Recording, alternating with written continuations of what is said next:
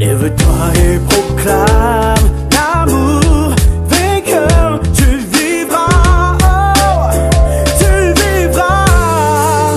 Lève-toi.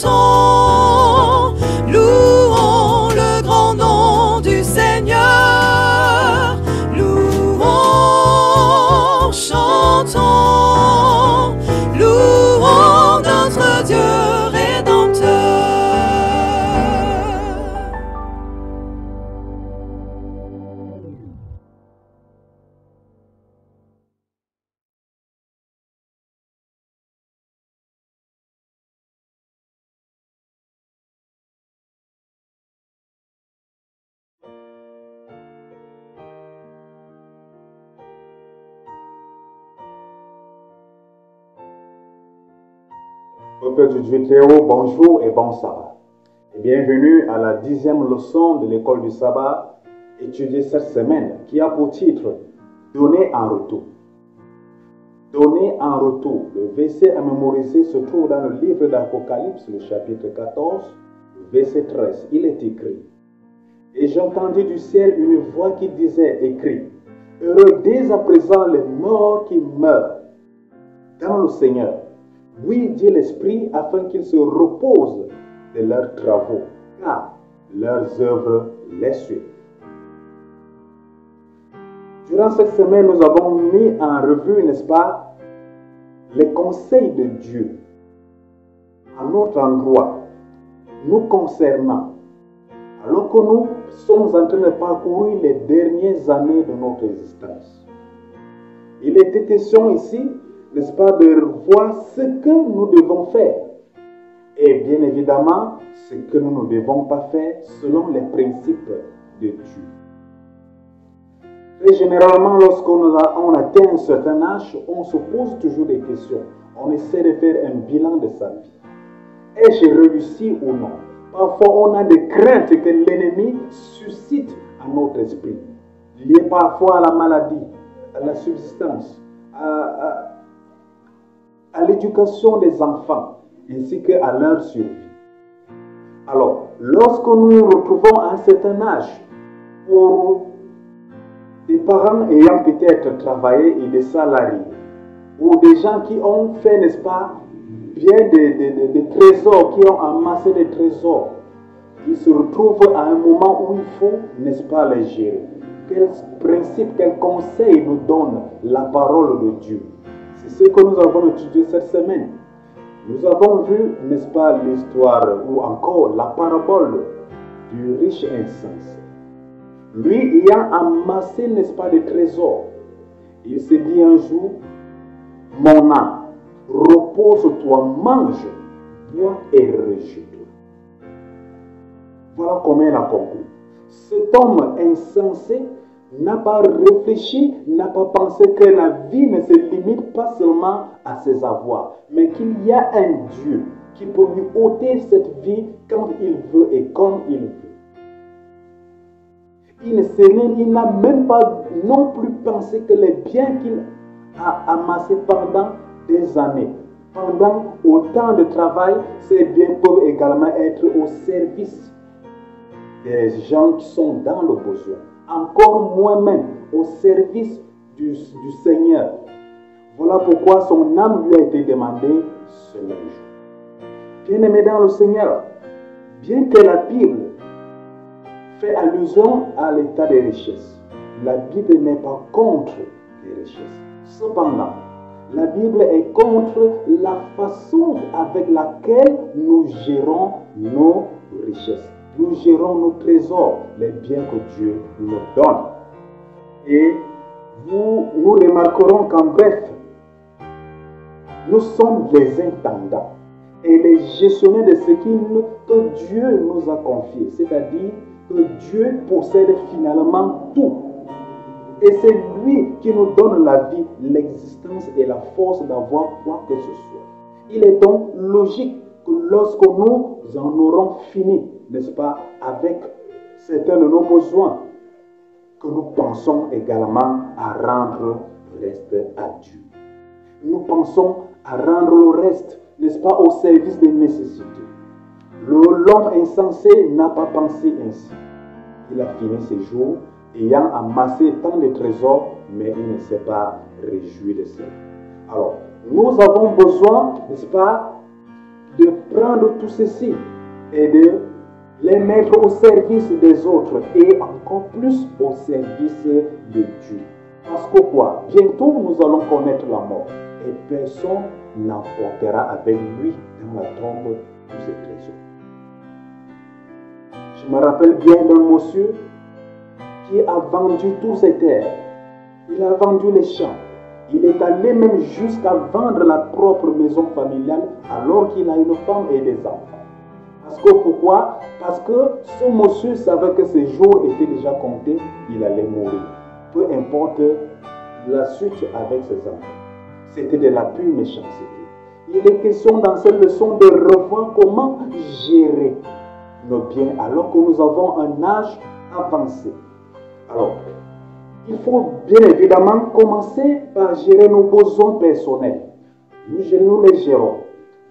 Nous prenons, n'est-ce pas, une certaine pension retraite. Nous savons qu'il y a du savon, il y a des vêtements, il y a des petits-enfants, il y a même la famille qui est parfois très élargie chez nous en Afrique. Tous ces biens, Dieu qui est le pourvoyeur a besoin que lui qui nous a donné, que nous les mettions également au service des autres. Également au service de Dieu, c'est-à-dire dans son saint service. Donc, bien-aimés dans le Seigneur, voilà ce qui nous ramène, n'est-ce pas, à la charité après notre mort. Lorsque tu partiras, lorsque je partirai bientôt, est-ce qu'il y aurait des gens qui diront que oui, je suis devenu quelqu'un grâce à tel? Est-ce que ta mémoire reviendra positivement dans les paroles des uns et des autres? Oui, tel m'a fait ceci, oui, tel m'a laissé cela. Il faut que nous apprenions, n'est-ce pas, à préparer nos derniers jours. Il y a des hommes vraiment très sensés qui, par moments, pensent qu'il faut rédiger des testaments. Lorsque celui-là sait qu'il a des enfants, il a des femmes, il a beaucoup de biens, pour qu'il n'y ait pas de désordre après sa mort, il rédige un testament pour partager ses biens. Effectivement, bien des gens le font déjà, parce qu'ils le comprennent. Il faut toujours préparer l'après-soi. Car nous devons savoir ce que deviendront nos biens alors qu'ils ne nous appartiendront plus. Voilà pourquoi, bien-aimés dans le Seigneur, la leçon de cette semaine nous a amené à comprendre qu'il faut toujours préparer. Même notre langue, même notre après-existence. Car Dieu qui nous bénit a besoin que nous puissions également rendre ces bénédictions à son service. Rendre ces bénédictions au service, n'est-ce pas, de ceux qu'il a créés et qui sont dans le besoin. Le Seigneur nous aide à travers, n'est-ce pas, cette étude. Donner en retour ce que nous avons reçu. Maintenant, il faut partager, il faut donner, il faut aider, il faut avoir la charité. Il faut avoir le cœur dans la main, bien-aimé dans le Seigneur. C'est à cela que se résume l'amour de Dieu. Donc nous sommes les serviteurs. Ne pensons pas à nous gérer seulement nous-mêmes. Nous pensons aux autres et pensons au service de Dieu. Que l'Éternel bénisse sa parole et qu'il vous bénisse en ce jour. Amen.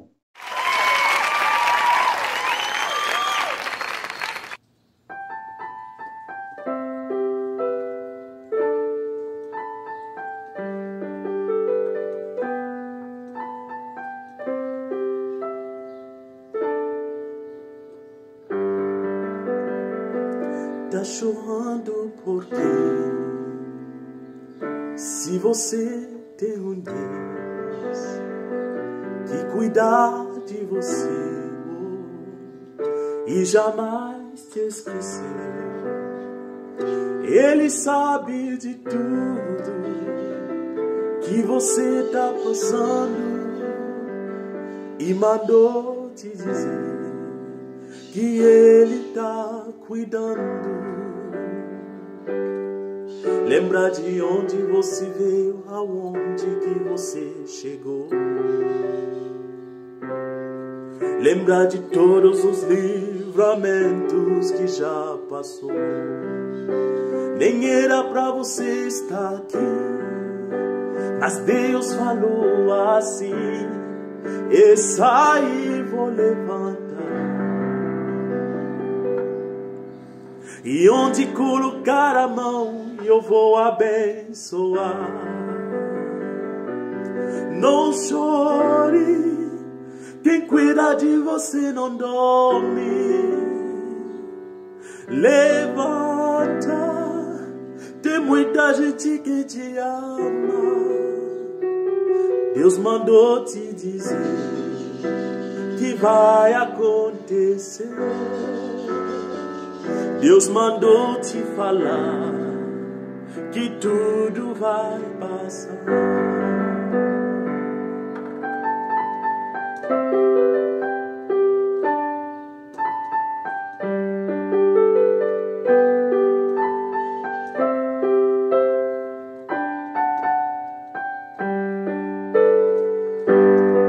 Lembra de onde você veio, aonde que você chegou.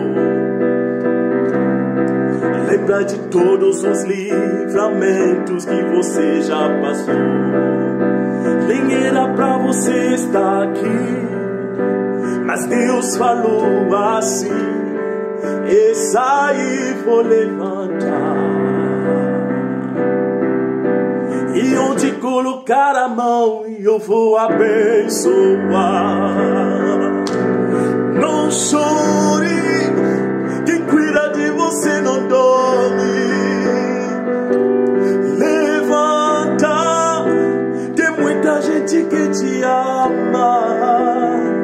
Deus mandou te dizer que vai acontecer. Oh, Deus mandou te falar que tudo vai passar. Não chore, quem cuida de você não dorme. Levanta, tem muita gente que te ama. Deus mandou te dizer que vai acontecer. Deus mandou te falar que tudo vai passar. Deus mandou te dizer que vai acontecer. Deus mandou te falar que tudo vai passar.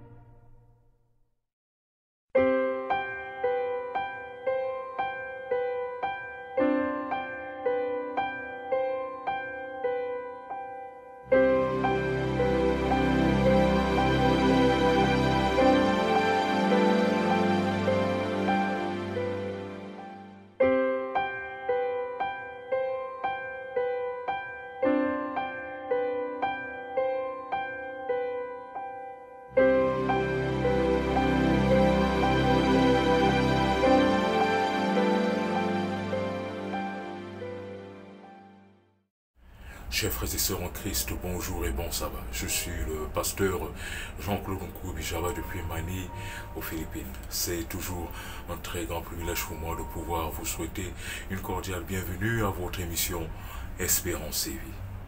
Le titre du sermon de ce sabbat est « L'Éternel est mon berger ». l'Éternel est mon berger. Prions. Saint-Esprit, nous te remercions pour tes bienfaits. Nous te demandons pardon, Seigneur. Pardonne-nous. Pardonne-nous nos péchés, Seigneur. Efface nos iniquités. Remets-nous sur le droit chemin, Saint-Esprit. Je t'en prie. Bénis ton serviteur que tu t'es choisi pour transmettre fidèlement le message que tu as prévu pour ton peuple en ce saint jour de sabbat. Bénis aussi ton peuple, Père éternel. Saint-Esprit, bénis ton peuple, Seigneur Jésus-Christ, bénis ton peuple. Saint-Esprit, prends possession de ton serviteur et prends possession de ton peuple. Et permets que nous puissions vivre le message que tu as prévu pour nous. Permets que tes bénédictions puissent être manifestes dans nos vies quotidiennes. Merci parce que nous t'avons demandé toutes ces grâces au précieux nom de Jésus-Christ. Amen. L'Éternel est mon berger.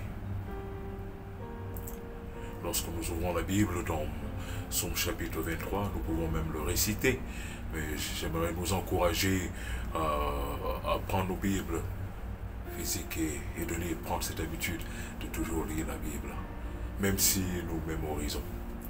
Ouvrons donc nos Bibles dans Psaume chapitre 23, à partir du premier verset.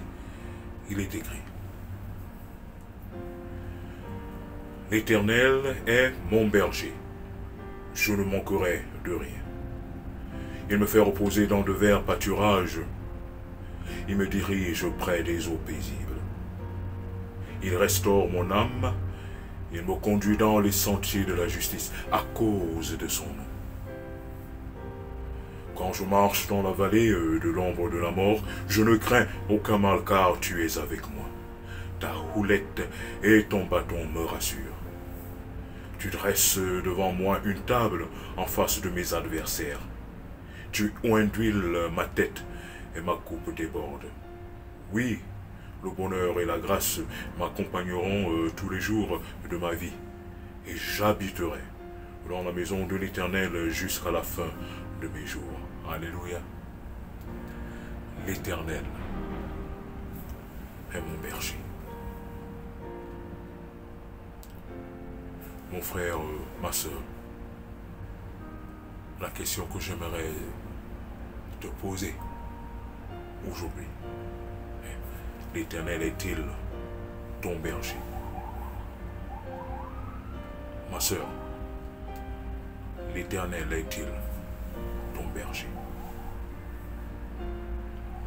Mon frère, l'Éternel est-il ton berger?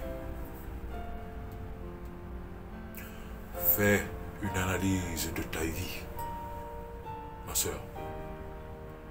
Mon frère, fais une analyse sincère de ta vie et pose-toi la question: l'Éternel est-il mon berger? Par mon vécu quotidien.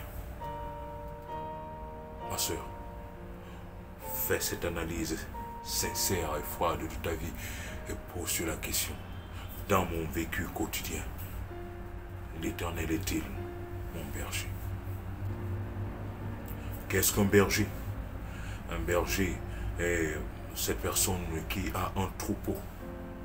Et cette personne s'occupe, nourrit ses brebis, protège ses brebis, est le maître de ces brebis. Quand le berger parle, les brebis entendent sa voix, et quand le berger donne des instructions, les brebis suivent les instructions du berger. Alors je te pose la question ce matin, ce sabbat, ma soeur: est-ce que lorsque l'Éternel Dieu des armées te donne des instructions, est-ce que tu suis les instructions de ton maître? Mon frère, lorsque l'Éternel Dieu te donne des orientations, est-ce que tu es fidèle à l'écoute et à la pratique des recommandations et des orientations que l'Éternel Dieu te donne? Et dit le titre du sermon est: l'Éternel est mon berger. Dis-le avec moi, mon frère. Dis-le avec moi, ma soeur. L'Éternel est mon berger. lorsque nous allons donc lui parler, l'Éternel est mon berger, puisque l'Éternel est mon berger. Par conséquent, il y a une suite, il y a un retour immédiat. Si l'Éternel est ton berger, le retour et les conséquences sont immédiates. Tu ne manqueras de rien. Alléluia. Dieu, quand il parle, quand la Bible dit une chose, ça s'accomplit. Il suffit de te mettre dans les conditions recommandées par le Seigneur Dieu. Si tu fais donc de l'Éternel ton berger, la conséquence, le retour de là est immédiat. C'est-à-dire, tu ne manqueras de rien. L'Éternel est mon berger, je ne manquerai de rien. Alors, si nous manquons les choses, il y a un problème. C'est-à-dire quelque part, l'Éternel, nous ne permettons pas à l'Éternel d'être notre berger. Si dans ta vie, tu as des manquements, ma soeur, mon frère, si dans ta vie, tu as des manquements, c'est que quelque part, si tu fais une analyse sincère et froide de ton quotidien, tu vas te rendre compte qu'il y a quelque part où tu ne permets pas à l'Éternel d'être ton berger. C'est la réalité. Parce que quand Dieu dit, ça se réalise. Quand Dieu parle, ça s'accomplit. La parole de Dieu ne peut jamais sortir sans revenir avec des résultats. Si l'Éternel Dieu est ton berger, mon frère, si l'Éternel Dieu est ton berger, ma soeur, alors tu ne dois manquer de rien. C'est clair. Alors, si nous sommes quelque part dans le manque émotionnel, c'est que quelque part nous n'avons pas permis à l'Éternel d'être notre berger. Si quelque part nous sommes dans un manque économique, c'est que quelque part nous n'avions pas permis à l'Éternel Dieu d'être notre berger. Si quelque part nous sommes dans un manque de santé, c'est que quelque part nous n'avons pas permis à l'Éternel d'être notre berger. Si quelque part nous sommes dans un manque intellectuel, un manque académique, c'est que quelque part nous n'avions pas permis à l'Éternel d'être notre berger. C'est clair, l'Éternel est mon berger, alors je ne manquerai de rien. S'il y a donc quelque part un manque dans ta vie, mon frère, s'il y a donc quelque part un manque dans ta vie, ma soeur, c'est que quelque part tu n'as pas permis à l'Éternel d'être ton berger. C'est clair et net. Alléluia. Permets donc à ce que l'Éternel Dieu des armées soit ton berger. Si l'Éternel est ton berger, tu ne manqueras de rien. C'est clair et net. L'Éternel est notre berger. Si l'Éternel est notre berger, nous ne manquerons de rien. Nous ne manquerons de rien. Le sermon même peut s'arrêter même ici. Fais donc de l'Éternel ton berger. Parce que Dieu ne force pas. Si tu l'aimes, il vient à toi. Si tu ne l'aimes pas, il reste et te regarde. Il y a des conséquences quand on laisse Dieu devenir notre berger. Il y a des conséquences quand on ne permet pas à Dieu d'être notre berger. C'est clair. Donc, il n'est donc pas normal que lorsque tu ne permets pas à l'Éternel Dieu d'être ton berger et tu te plains des choses qui arrivent dans ta vie, des situations qui arrivent dans ta vie, des manques qui arrivent dans ta vie, des manquements qui arrivent dans ta vie. Et il n'est donc pas normal que tu puisses te plaindre puisque tu n'as pas permis, tu ne permets pas à l'Éternel d'être ton berger. Si l'Éternel est ton berger, alors il y a des choses que l'Éternel Dieu te dit de faire, que tu dois faire. Alors tu seras sous sa protection. Tu ne manqueras jamais de rien. Ah oui. L'Éternel est-il ton berger? Le Saint-Esprit te parle aujourd'hui, ma soeur. Le Saint-Esprit te parle aujourd'hui, mon frère. Il te dit, fais-tu de l'Éternel ton berger? As-tu accepté que l'Éternel dirige ta vie? Ou alors, c'est toi qui tiens la main de l'Éternel et tu lui dis, suis-moi, Seigneur, parce que c'est comme ça. Nous vivons comme si bon, nous nous mettons devant et Dieu derrière. Et nous disons, Seigneur, suis-nous. Non, non, non, non, non, non. Ça ne peut pas marcher comme ça. L'Éternel doit être devant. Et c'est lui qui marche, et c'est lui qui voit les situations, et c'est lui qui permet à ce que nous traversions même les tempêtes, même les déserts de la vie, nous traversions et nous sortons vainqueurs. Parce que quand l'Éternel est ton berger, mon frère, parce que quand l'Éternel est ton berger, mon frère, ma soeur, lorsque l'Éternel est ton berger, je reprends, ma soeur, lorsque l'Éternel est ton berger, tu ne manqueras de rien. Alléluia. Alléluia. Il me fait reposer dans de verts pâturages. Vous savez, les verts pâturages, c'est beau. C'est quand on est dans les verts pâturages. Savez-vous que les pâturages sont verts, pourquoi? Parce qu'il y a de l'eau, il y a des rivières qui traversent, des ruisseaux qui traversent et qui fait que ça arrose la verdure, et les pâturages deviennent des endroits de plaisir, de vie. Mais attention, c'est aussi là où les serpents viennent s'abreuvoir, c'est aussi là où les scorpions viennent s'abreuvoir, c'est aussi là où les oiseaux dangereux viennent aussi s'abreuvoir. Donc lorsqu'on parle de vert pâturage, ce n'est pas uniquement la beauté, ce n'est pas uniquement le plaisir, c'est aussi un endroit dangereux, parce qu'en même temps il y a les serpents, les scorpions, les animaux dangereux. Les verts pâturages sont des endroits très dangereux dans nos vies. Et lorsque la Bible dit, il me fait reposer dans de verts pâturages. Vous voyez, tout ceci est conditionné par le fait que l'Éternel est ton berger. Lorsque l'Éternel est ton berger, alors même quand tu es dans des endroits dangereux, il te fait quoi? Il te fait reposer. Il te dit, ma fille, laisse. Ne t'inquiète pas, je suis au contrôle. Il te dit, mon fils, calme-toi. Cette situation, je suis au contrôle. Même si tu es entouré de serpents, de scorpions, d'hypocrites, de méchants, des gens qui ne cherchent qu'à te faire du mal, reste tranquille.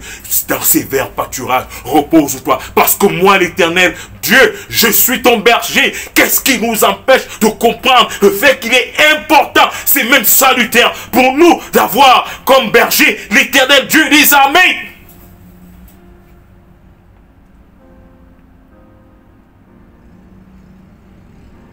Si le monde pouvait comprendre ce texte biblique que nous connaissons même à cœur, que nous récitons, mais nous semblons ne pas nous rendre compte de la très grande valeur de ce texte biblique,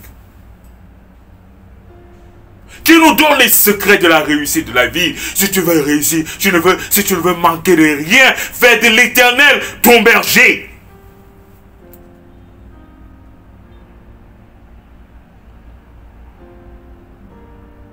Fais de l'Éternel ton berger, ma soeur.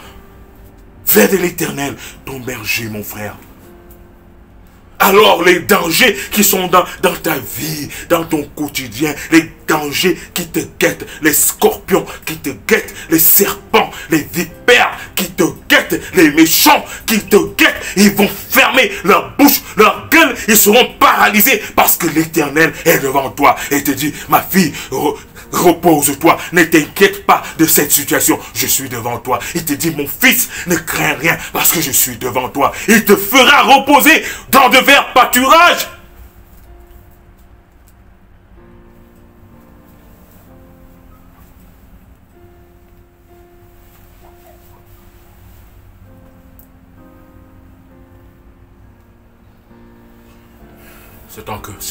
C'est avec un cœur de tristesse que je prêche ce message. Parce que lorsque je vois vos vies, lorsque je vois nos vies, et que nos vies sont meurtries, et que certains de nous passons des moments difficiles, ma soeur, est-ce que tu as accepté de faire de l'Éternel ton berger?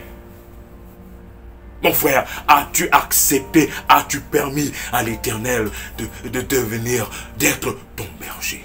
C'est là où le problème se trouve. Et dit le titre du sermon est l'Éternel est mon berger. Alléluia. Il me dirige près des eaux paisibles. Savez-vous les eaux paisibles?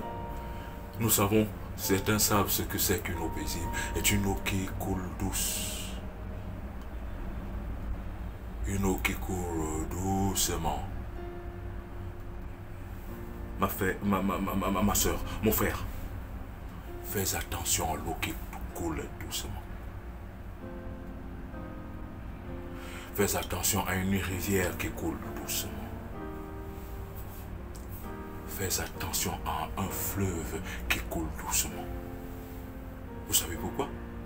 Tu sais pourquoi, ma soeur? Tu sais pourquoi, mon frère? C'est parce que ce sont les eaux profondes qui ne font pas le bruit. Ce sont les eaux profondes qui coulent doucement. Et si tu te fais tromper par le fait que tu vois que la rivière ou le fleuve coule doucement et tu t'aventures à plonger, à avancer parce que tu vois que la rivière ou le fleuve coule doucement, attention. Si tu ne sais pas nager, tu vas te retrouver à l'intérieur et tu te noies parce que la rivière qui coule doucement, le fleuve qui coule doucement, les eaux qui coulent doucement sont des eaux profondes. Le danger est en face de toi. Et si tu n'as pas l'Éternel comme berger, tu vas t'avancer et être trompé par les situations de ta vie qui semblent être paisibles. Parce que tu vis une vie qui semble être paisible. Tu t'en fous de la parole de Dieu. Tu t'en fous. Tu te soucies même pas de la parole de Dieu. Parce que il semble que ta vie coule paisiblement. Attention, une vie qui coule paisiblement est une vie dangereuse, est un danger. Tu vas tomber dans cette vie qui coule à la douce et tu risques de perdre ta vie, tu risques de perdre ton âme. Faisons attention aux vies qui coulent à la douce. Même Jésus-Christ, lorsqu'il était sur la terre, sa vie n'a pas coulé à la douce. Sa vie était perturbée par les tentations, perturbée par les situations. Mais l'Éternel a toujours vaincu parce que nos vies coulent à la douce. Faisons attention, ça dit qu'il y a un danger quelque part. Et si nous avons l'Éternel Dieu des armées comme berger, même si nous sommes face à cette vie qui coule doucement, l'Éternel, lui, il nous conduit. Alléluia. Le psaume 23. L'Éternel est mon berger.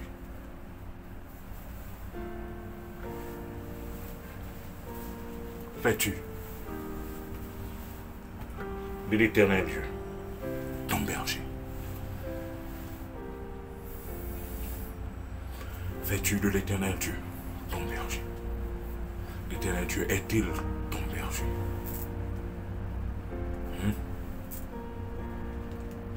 Il te tend la main aujourd'hui. Tu dis, ma soeur, ma fille, permets que je puisse être ton berger. Je sais ce qui est devant toi. Je sais ce qui arrive que tu ne vois pas. Permets-moi d'être ton berger. Mon frère, c'est ce que Jésus-Christ te dit aujourd'hui. Permets-moi d'être ton berger.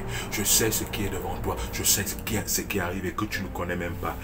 Laisse-moi être ton berger. 1. Tu ne manqueras de rien. 2. Même que quand tu es dans les verts pâturages, entouré de scorpions, de serpents, d'animaux venimeux, des méchants, tu vas te repose-toi, je place une table, repose-toi. Même quand tu es face à des eaux paisibles, des situations qui semblent se couler tous dans ta vie alors que c'est des situations dangereuses, je m'en occupe, je t'oriente, je te tiens dans mes bras. Alléluia. L'Éternel est mon berger. Il restaure mon âme. Il me conduit dans les sentiers de la justice à cause de son nom. Alléluia. Quand l'Éternel est ton berger, il restaure ton âme. Il te restaure. Et il t'élève en dignité. Et ta situation est changée. Ton âme est dans la paix. Il n'y a rien de mieux que la paix que l'Éternel donne. Jésus-Christ, comme il a dit, je vous donne ma paix, pas comme le monde la donne. Je vous donne ma paix. Et la paix de l'Éternel restaure l'âme, donne la paix à ta vie. Cherches-tu la paix? Tu es fatigué par les situations de ta vie. Tu veux le soulagement. Tu veux la paix. Fais de l'Éternel ton berger. Laisse l'Éternel devenir ton berger. Et suis ses recommandations. Tu auras la paix dans ta vie. La paix dans ta situation. La paix dans ton entreprise. La paix dans tes études. La paix dans ton foyer. La paix dans ton cœur. La paix dans ton corps. Tu auras la paix. La paix dans tes investissements. La paix dans tout ce que tu vas faire. Alléluia. Quand je marche dans la vallée de l'ombre de la mort, je ne crains aucun mal, car tu es avec moi. Ta houlette et ton bâton me rassurent. Qu'est-ce qu'une houlette? Un berger a un bâton. Et à quoi sert ce bâton? C'est de lorsque la brebis veut s'égarer, il frappe la brebis. Lorsqu'il frappe la brebis, ce n'est pas pour faire mal à la brebis, mais c'est pour ramener la brebis sur le bon chemin, afin que la brebis ne tombe pas dans le ravin, afin que la brebis ne tombe pas entre les mains des loups et des lions.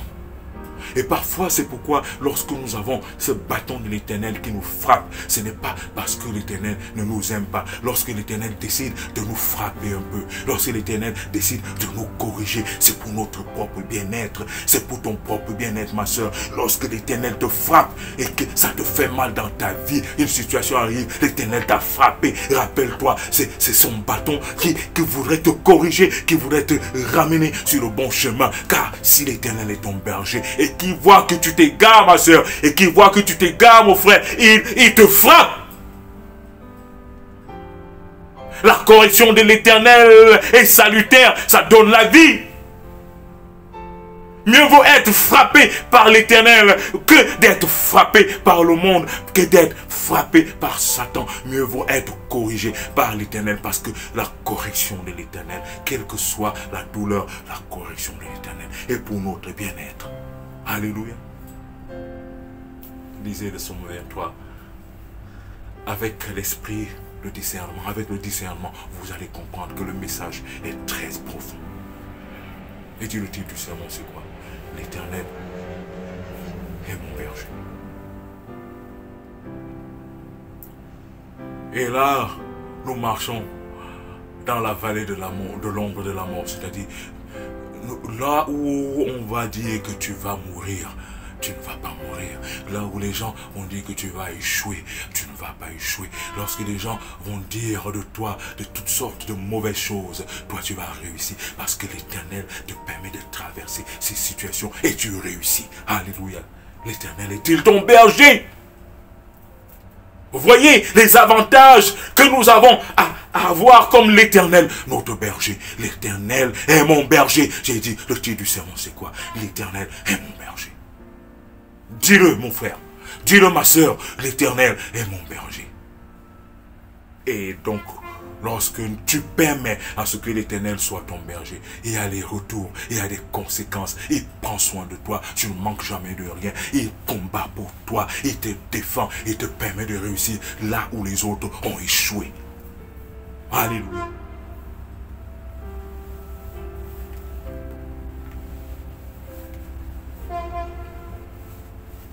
L'Éternel est mon berger. Tu dresses devant moi une table en face de mes adversaires. Tu huiles ma tête et ma coupe déborde. Vous voyez? Les adversaires sont nos ennemis. Et l'ennemi s'agite et fait des plans, ne dort pas. Il fait tout, elle fait tout pour te nuire. Fait tout même pour, s'il est possible, même créer un accident. Tu meurs. Fait tout même pour te faire que tes investissements ne réussissent pas. Ils vont même dans la nuit, dans la sorcellerie, pour tout bloquer dans ta vie, pour essayer de tout bloquer, pour atteindre ta vie, pour atteindre la vie de tes frères, de ta famille, de tes enfants, de ton mari, de ton épouse. Ils s'agitent, ils ne dorment pas. Mais l'Éternel te dit quoi? Reste tranquille, assieds-toi, mange, ne t'inquiète pas de ce petit bruit que tes ennemis font, de tous ces petits plans que tes ennemis font. Mange tranquillement, réjouis-toi. Moi, je combats pour toi. Alléluia. Il trace une table.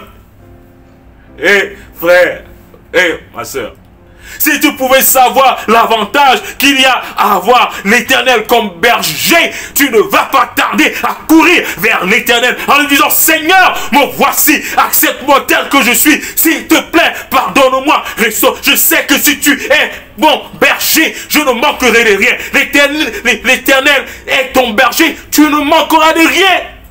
Il combat pour toi dans tous les combats. Il s'occupe de toi dans toutes les situations. Il te dit: ne t'inquiète pas de ce que tu vois. Ces gens-là, ces pharaons, ces ennemis, ils vont être détruits. Moi, mange tranquillement. Je combats pour toi. Alléluia.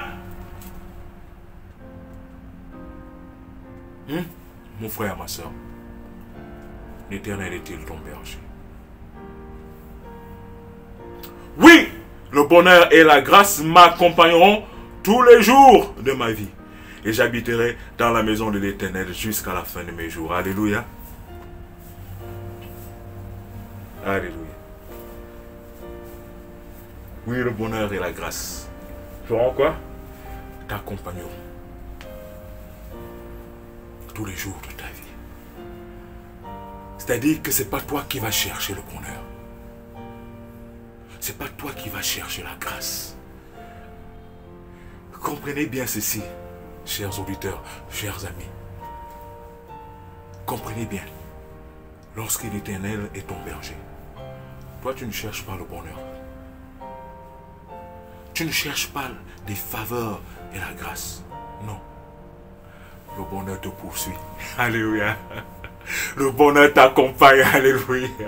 Partout où tu vas, ça marche. Partout où tu vas, les portes s'ouvrent. Et même lorsque tu es en face des dangers, des situations difficiles, où les portes sont fermées, l'Éternel ouvre ces portes. L'Éternel, partout où tu mets ton pied, il y a le bonheur, il y a la prospérité, il y a la grâce. Cette grâce se répand même, c'est-à-dire partout où tu es, non seulement que tu réussis, non seulement que tu es dans la paix, non seulement que tu es de victoire en victoire, mais qu'est-ce qui arrive? Cette victoire est contaminée à ceux qui sont autour de toi, autour de ta famille, dans ton lieu de service, dans ton bayam salam, dans tes affaires, en classe. Cette joie se manifeste et les gens regardent et disent que ça doit être une fille de Dieu. Oui, ça, il doit être un fils de Dieu, car nous voyons le bonheur qui se manifeste dans sa vie, Fais de l'Éternel ton bonheur, ton berger. Ma soeur, l'Éternel est-il ton berger? Mon frère, l'Éternel est-il ton berger? L'Éternel est-il notre berger? Faisons de l'Éternel notre berger. Et nous ne manquerons de rien.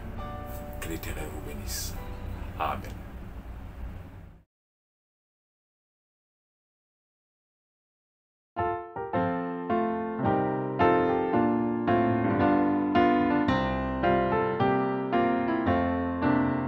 Tout joyeux, bénissons le Seigneur. Chantons et célébrons ses louanges. Adorons avec foi le Sauveur. Nous joignons aux célestes phalanges.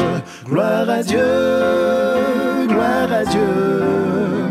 Que ce chant retentisse en tout lieu. Gloire à Dieu, gloire à Dieu. Que ce chant retentisse en tout lieu.